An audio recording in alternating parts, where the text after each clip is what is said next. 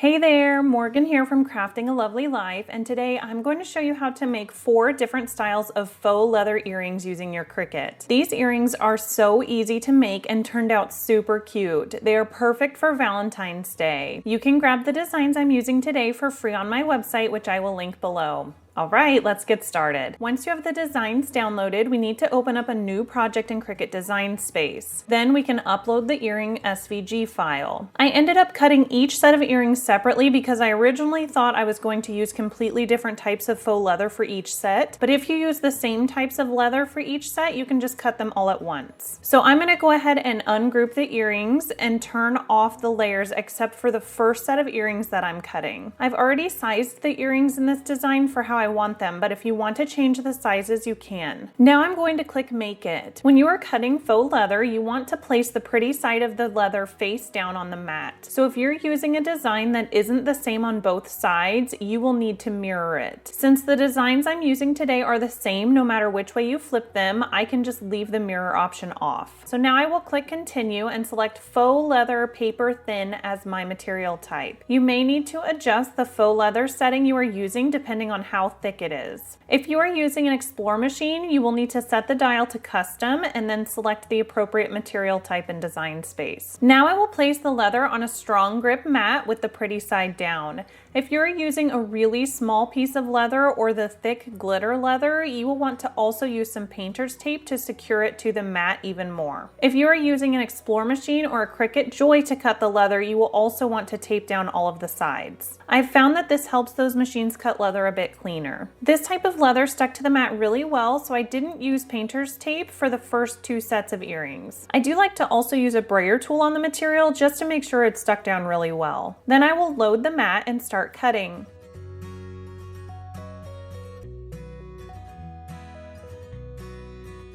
Once the machine is done cutting, we can unload the mat and remove the leather.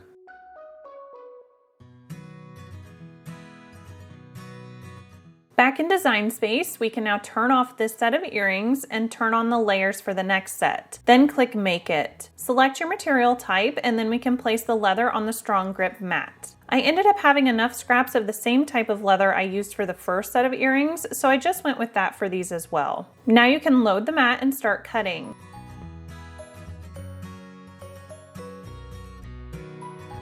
Once it's done cutting, unload the mat and remove the leather. For this pair of earrings, I decided to use a chunky glitter sheet for the back part of the earring. So back in Design Space, I will turn off the layers for the set I just cut and turn on the next set. Then click Make It and Continue. Then select your material type. For the chunky glitter, I also changed my pressure setting to more pressure. This option is currently only available on a computer, so if you're on a tablet or your phone, you won't have that option.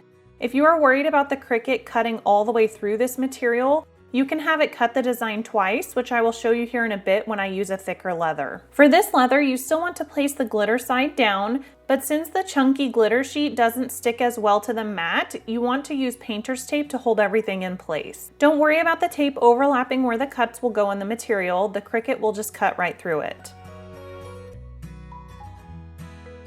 Unload and remove the leather from the mat and then carefully peel the tape off of the leather.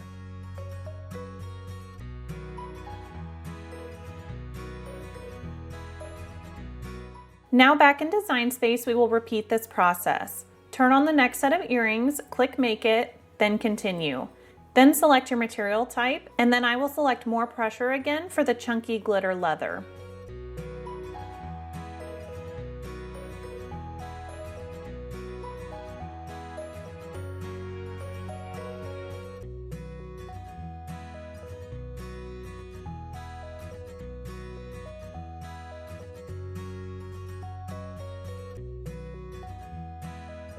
For the last set of earrings, I'm using a leather that has a soft felt-like backing on it, so it's a bit thicker than the other leather I have been cutting. So I'm going to select the faux leather paper thin material type and set my pressure to more pressure, but I'm going to have the Cricut cut this material multiple times. So I will just place the material onto the mat with the colored side down, load the mat and start cutting.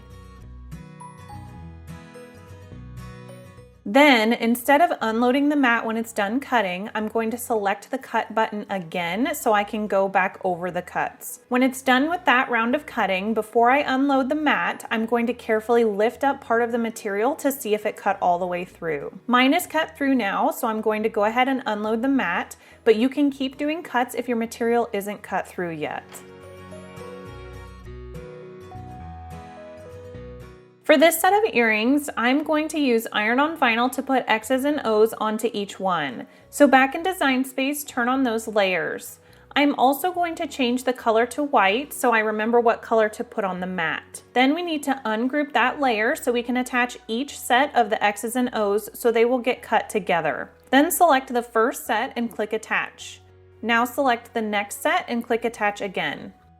Next, click Make It and you can see the X's and O's stay together. Normally for iron-on vinyl, we would mirror the mat, but this design is the same no matter which way it's flipped, so it's not necessary here. So click Continue and select your iron-on vinyl material type. Now place the shiny side down on a standard grip mat, load the mat and start cutting. Then unload the mat and remove the vinyl. Next, we are going to punch our holes in the earrings so we can add our jump rings and earring hooks. I used the smallest setting on my leather hole punch tool. Now we can add our jump rings. I'm going to add 2 jump rings to the top of all of the earrings so that they will stay facing forward instead of turning around when you wear them. Just use pliers to open the jump rings and loop them in the hole. Then use the pliers to close them. When you do the top jump ring, you will want to add in the earring hook before you close the jump ring. Make sure you pay attention to which way the earring hook is facing when you put them on the jump ring. Then repeat this process for the other earring in this set.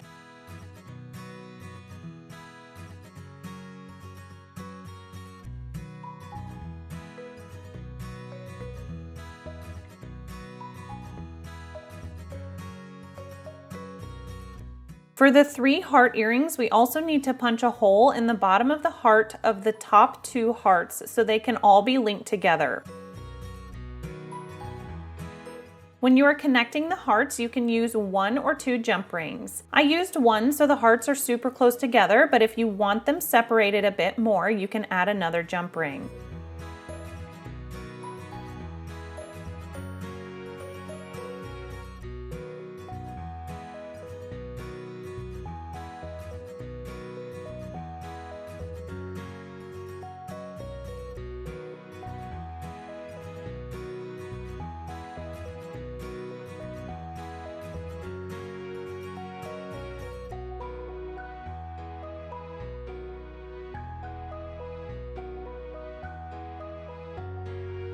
To get the holes lined up correctly for the next set of earrings, I punched a hole in the red leather and then lined up the 2 pieces where I wanted them. Then I lined up the hole punch with the existing hole and punched again, this time punching through the white leather.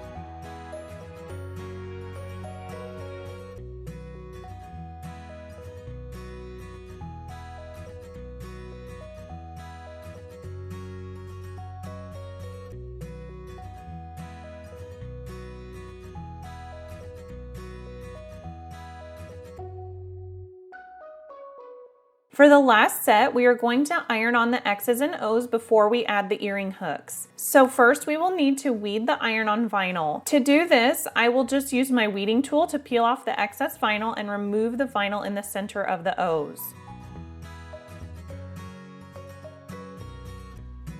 I am going to use my Easy Press Mini to iron these on, so I will set the temperature on the lowest setting and place the earrings on my Easy Press mat. Place the vinyl onto the hearts and then use the Easy Press Mini to heat the vinyl for about 30 seconds with continuous movement. My vinyl is a cool peel, so I waited until it was cool to the touch to remove the plastic backing sheet. If the vinyl pulls up when you go to remove the plastic, just apply more heat until it sticks. Now we can punch the holes for these earrings. I decided to have the hearts hang at an angle, so I punched a hole at the top of the opposite side for each earring so they would hang the same way when they were on.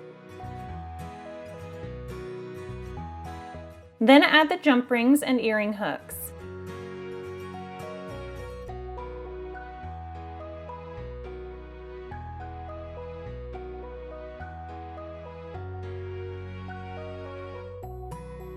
I love how all of these earrings turned out and still can't get over how easy they were to make. I hope you enjoyed this tutorial and get a chance to make a set of your own faux leather earrings for Valentine's Day. Don't forget to grab these earring design files on my website listed below, and be sure to subscribe below so you can follow along each week as I share new crafty projects. Thanks so much for watching. Bye!